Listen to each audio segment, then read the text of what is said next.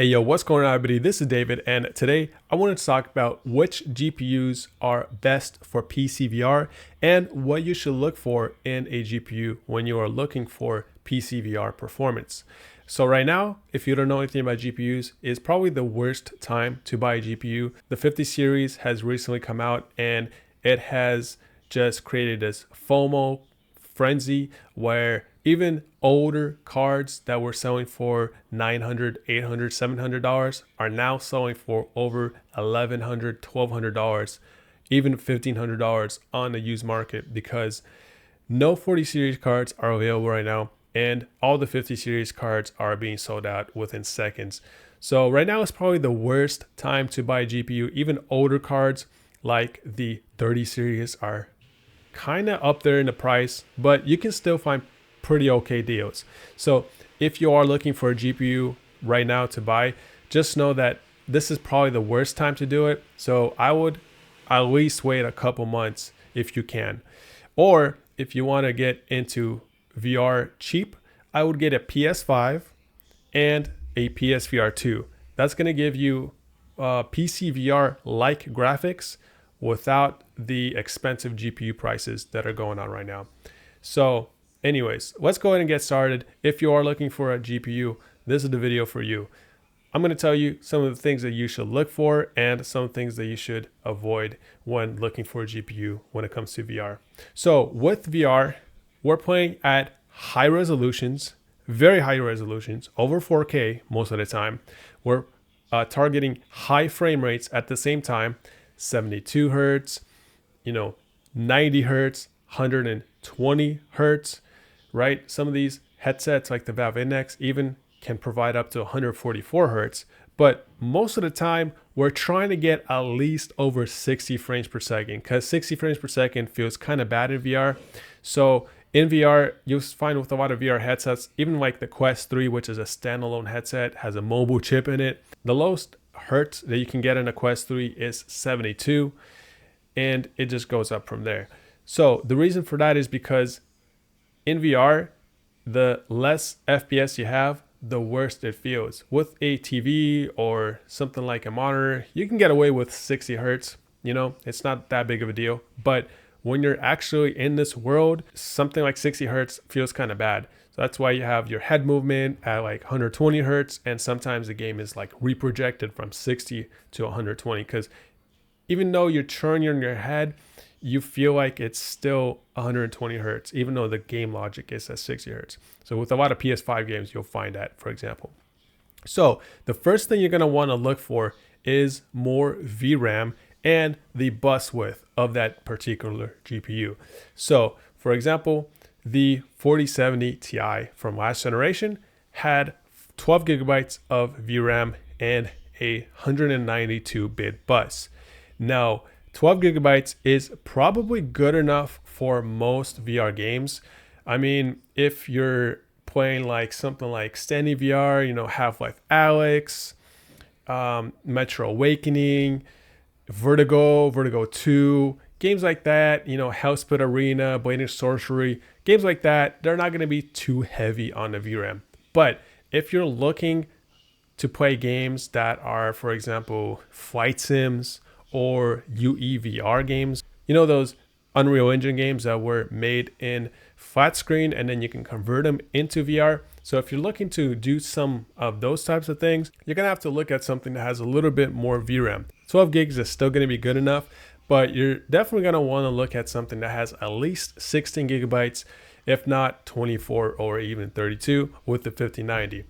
But that's only if you're going to do things like flight sims or like DCS or Microsoft Flight Simulator or maybe some racing games. I know racing games usually are not that taxing on VRAM, but either way, if you're looking to do some heavy resolutions, like those new VR headsets that are coming out, those micro OLED ones which have crazy high resolutions, you're pretty much running like an 8K screen on your face, and they have you're trying to play games like Unreal Engine games and stuff like that, you're going to want to look at something like 24 gigs or more. If you're sticking to like your Quest 3 or something even lower than that, like a Valve Index, you're probably fine with 16 gigs or even 12 gigs for the most part.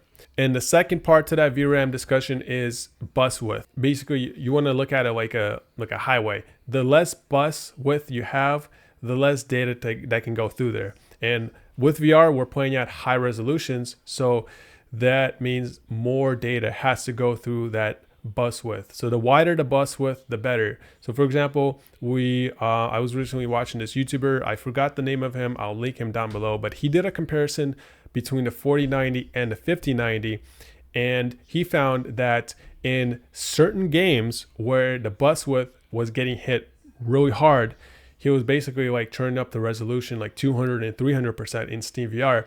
In particular games, when the bus width was getting hit really hard, the 4090 pretty much just like hit a brick wall.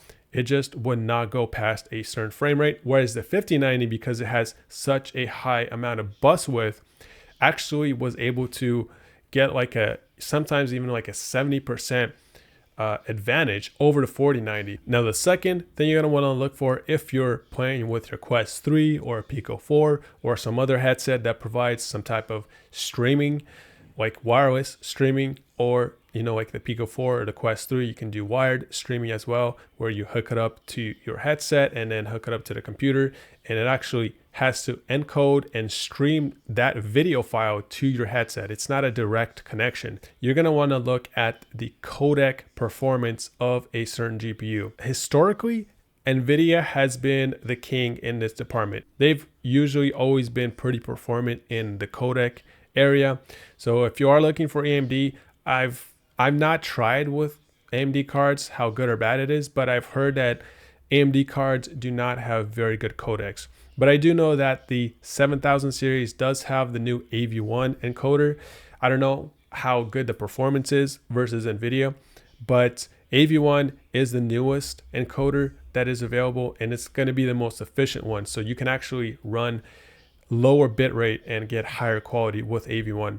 But not only that, you're going to want to look at just the performance of those codecs. AV1 or H.265 if you're running virtual desktop, or H.264 if you're running it through Quest Link. Although H.264 is not really taxing anymore, but still, you're going to want to look at the codec performance. So for example, my 1060 that I'm using as my placeholder GPU right now does have H.265 available, but the performance of that H.265 codec is not as strong as my previous 4070 Ti or my previous 4090. With those cards, when I was looking at the performance metrics through Virtual Desktop, told me that the encode millisecond amount was only around 1 to 2 milliseconds. Whereas when I use my 1060, it jumps between 3 to 6 milliseconds. And that just means that it's gonna increase the latency. Not by a lot,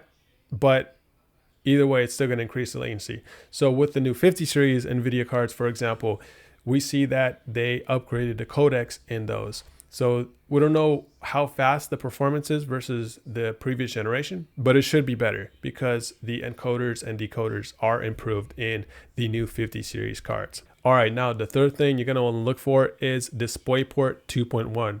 So with the new cards that are coming out, the RTX 50 series cards, the AMD 7000 series cards, and the upcoming AMD 9000 series cards, those cards all have DisplayPort 2.1, and that just means that more data can go through the port than the previous generation, which was DisplayPort 1.4. With 1.4, if you go above a threshold of resolution or frame rate, you basically have what is called DisplayPort compression. I don't know the exact name, but it basically compresses that signal to be able to run at those higher resolutions. Now, you're probably not going to be able to see any type of artifacts because you're still running at a really high bit rate, but what this can cause is like issues with black screens. It can cause issues with just flickering, stuff like that. People have said that they've had some issues with that. So just to future-proof yourself, you're probably going to want to look for a card that has at least DisplayPort 2.1. That's going to allow you to run those high resolution headsets that are coming out, you know, the new micro OLED screens, you know, the Pimax Crystal Super, stuff like that. Those are all going to run super duper high resolutions. And even if you can't run those resolutions with a lower end video card, you're still going to want to natively feed your headset those resolutions. So even if you have like a 5070 Ti and you're just using upscaling to get to that high resolution, you're still going to have to run your headset at that native resolution. And that's pretty much all I got to say. Thank you all for watching this video. Go to like, subscribe, and comment down below. Let me know what you think in the comments, and have a blessed day. Peace.